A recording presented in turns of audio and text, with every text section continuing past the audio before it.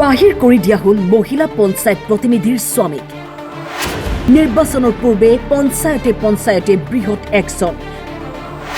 কঠোৰ পদক্ষেপ মন্ত্ৰী ৰঞ্জিত দাসৰ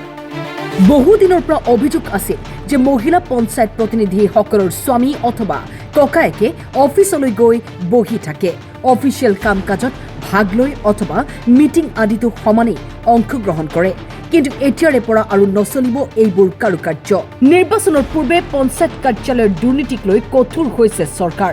কোনোপধ্যেই দুৰ্নীতি কৰিব নোৱাৰিব পঞ্চায়তৰ সদস্য বা প্ৰতিনিধিয়ে পঞ্চায়তৰ প্ৰতিনিধিয়ে দুৰ্নীতি কৰিলেই যাব লাগিব জেললৈ এই পৰ্যন্ত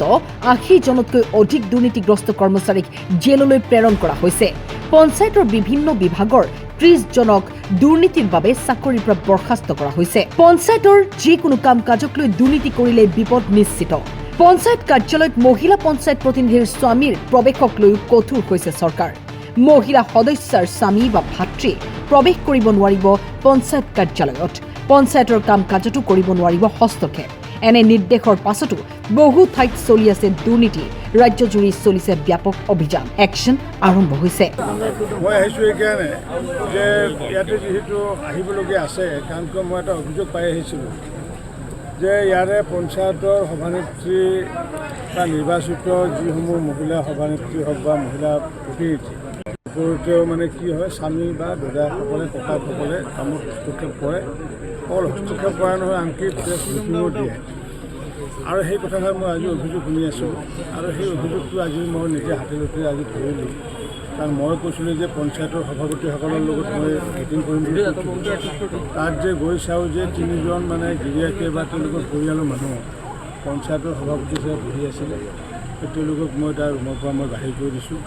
মই আমাৰ হাইলাকান্দি বাকী ৰাইজক আহ্বান জনাইছোঁ আমাৰ এই ব্লকৰ যিসমূহ বাসিন্দা তেওঁক আহ্বান জনাইছোঁ কোনো কাৰণতে নিৰ্বাচিত প্ৰতিনিধি মহিলা প্ৰতিনিধিৰ যাতে স্বামী বা দাদাকৰ লগত যাতে কথা নাপাতে আৰু মই ইতিমধ্যে চিঅ' জিলা পৰিষদক কৈছোঁ ডিডিঅ'ক কৈছোঁ ইয়াতে যাতে সেইসকলে কোনোবাই আহিব পাৰে নিজৰ গিৰিয়াকে আহিব পাৰে খবৰ ল'ব আহিব পাৰে ডাঙৰ কথা নহয় নাগৰিক হিচাপে কিন্তু অফিচৰ কামত যাতে কোনো ধৰণৰ আলাপ নকৰে অফিচৰ চকীত যাতে বহি থাকিব নোৱাৰে তাৰ কাৰণে নিৰ্দেশ প্ৰদান কৰিছোঁ আৰু জনসাধাৰণকো মই আজি আহ্বান জনাইছোঁ যে তেনেকুৱাকৈ যদি অফিচৰ যদি কাৰ্যালয়ত যদি বহি থাকে কোনোবা স্বামীয়ে বা ককায়েকে ইয়াৰ পৰা গতিয়াই দিয়াৰ কাৰণে মই ৰাইজক আহ্বান জনাইছোঁ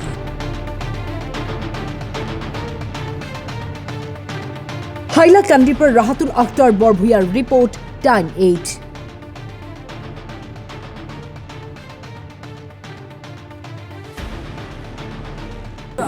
মই আহিছোঁ এইকাৰণে যে ইয়াতে যিহেতু আহিবলগীয়া আছে কাৰণ কিয় মই এটা অভিযোগ পাই আহিছিলোঁ যে ইয়াৰে পঞ্চায়তৰ সভানেত্ৰী বা নিৰ্বাচিত যিসমূহ মহিলা সভানেত্ৰী হওক বা মহিলা প্ৰতিনিধি ওপৰতেও মানে কি হয় স্বামী বা দাদাসকলে ককাসকলে কামত হস্তক্ষেপ কৰে অকল হস্তক্ষেপ কৰা নহয় আনকি প্ৰেছ মিটিঙো দিয়ে আৰু সেই কথাষাৰ মই আজি অভিযোগ শুনি আছোঁ আৰু সেই অভিযোগটো আজি মই নিজে হাতেলতে আজি ধৰিলোঁ কাৰণ মই কৈছিলোঁ যে পঞ্চায়তৰ সভাপতিসকলৰ লগত মই মিটিং কৰিম বুলি তাত যে গৈ চাওঁ যে ৩জন মানে গিৰিয়াকে বা তেওঁলোকৰ পৰিয়ালৰ মানুহ পঞ্চায়তৰ সভাপতি হিচাপে বহি আছিলে তেওঁলোকক মই তাৰ ৰুমৰ পৰা মই বাহিৰ কৰি দিছোঁ মই আমাৰ হাইলাকান্দি বাকী ৰাইজক আহ্বান জনাইছোঁ আমাৰ এই ব্লকৰ যিসমূহ বাসিন্দা তেওঁক আহ্বান জনাইছোঁ কোনো কাৰণতে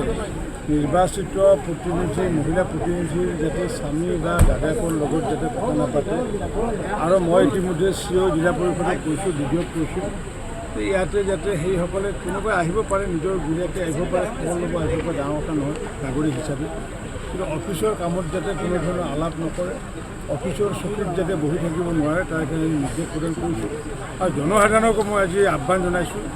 যে তেনেকুৱাকৈ যদি অফিচৰ যদি কাৰ্যালয়ত যদি বহি থাকে কোনোবা স্বামীয়ে বা ককায়েকে ইয়াৰ পৰা গতিয়াই দিয়াৰ কাৰণে মই ৰাইজক আহ্বান জনাইছোঁ